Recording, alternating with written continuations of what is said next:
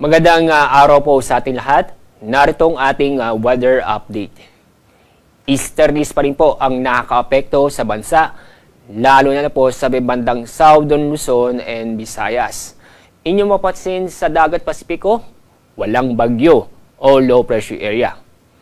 Sa Sulusi, may isang kumpulan ng kaulapan, nagbigay ito ng mga kalat-kalat na pagulan sa malaking bahagi po ng Visayas.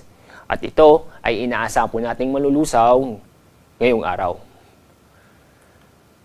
At sa ating lagay na panahon ngayong araw, maganda at maliwalas na panahon, maaraw, bahagyang maulap hanggang sa maulap ang kalangitan. Maliban lang po sa mga isolated na pag-ulan o mga biglaang buhos na ulan, lalo po sa bandang hapon o sa gabi, dulot ng localized thunderstorm.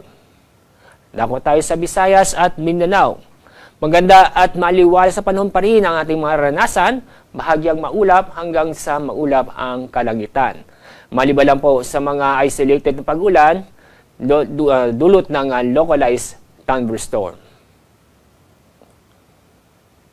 Wala tayong gale warning dahil sa nakita namin na banayan hanggang sa katamtaman ang pag-alon sa malaking bahagi po ng ating bansa.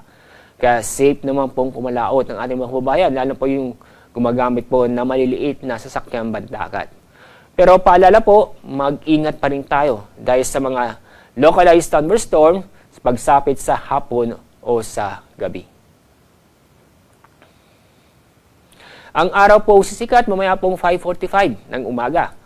Samantala ang araw lulubog sa ganap na 5:50 ng hapon.